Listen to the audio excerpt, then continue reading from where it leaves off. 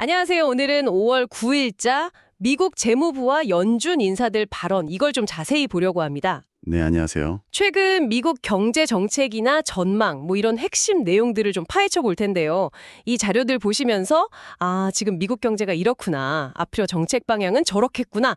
이렇게 좀 감을 잡으실 수 있게 돕는 게 목표입니다. 네, 아주 중요한 시점이죠. 바로 한번 들어가 볼까요? 가장 먼저 눈에 띄는 건 역시 미국 정부 부채 한도 문제. 이거 같아요.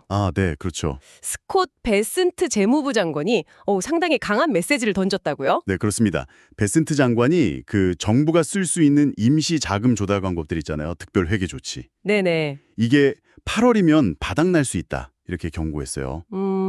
특히 4월 세수 실적 보니까 7월 중순까지는 부채 한도를 올리거나 유예해야 한다. 이걸 강조했죠. 7월 중순이요? 생각보다 빠르네요. 그렇죠. 그러면서 미국 정부는 절대 채무 불이행 없다. 꼼수 안 쓰고 정면으로 한도 올릴 거다. 이렇게 못을 박았어요. 휴, 일단 안심은 되는데 이게 뭐랄까 다른 모든 경제 논의의 배경이 되는 그런 시급한 압박 요인인 셈이에요. 하긴 그렇죠. 그게 해결 안 되면 다른 얘기가 의미가 없으니까. 근데 부채 한도 문제도 문제지만 그 트럼프 행정부 관세 정책 이것도 정말 큰 변수잖아요. 맞아요. 그것 때문에 다들 걱정이 많죠.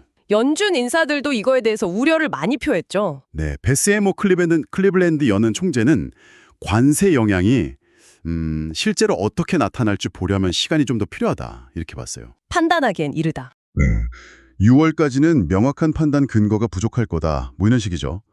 이런 정책 불확실성이 경제 전망 자체를 뿌옇게 만들고 또 인플레이션이나 성장 둔화, 고용 악화 이런 위험을 키운다고 지적했고요. 마이클 바 연준 이사도 좀 비슷한 맥락이었는데요.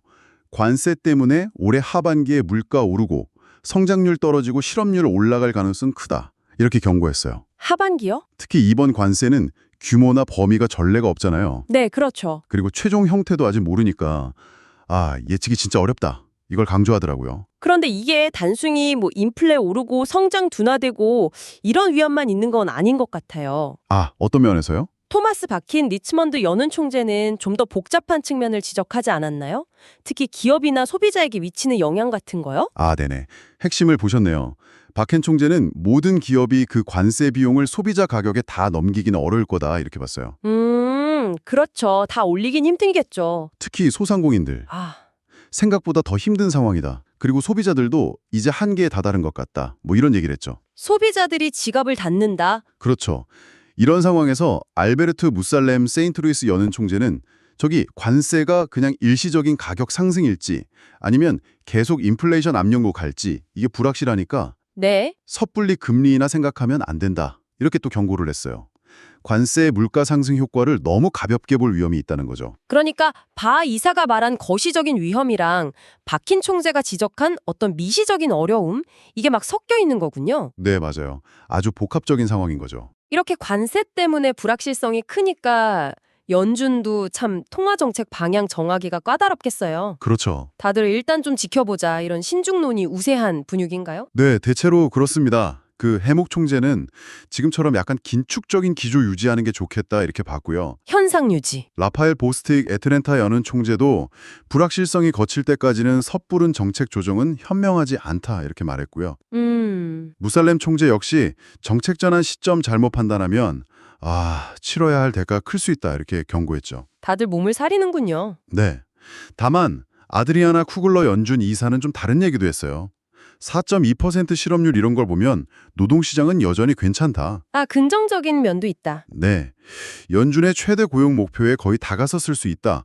이런 긍정적인 평가를 내놓기도 했습니다. 하지만 쿠걸러 이사의 그 긍정적인 노동시장 평가마저도 앞서 바 이사가 지적했듯이 관세 충격 오면 이것도 흔들릴 수 있다는 거잖아요. 그렇죠. 바로 그 점입니다. 정말 안개 속이네요. 구글러 이사의 평가는 현재까지 데이터로 본 거겠지만 바 이사는 앞으로 닥칠 관세 파급 효과가 이 안정성마저 위협할 수 있다 이렇게 보는 거죠. 그러니까 현재 지표랑 예측 불가능한 미래 위험 사이의 긴장감이 아주 팽팽한 상황입니다. 자, 그럼 이 모든 상황이 당신에게는 어떤 의미일까요?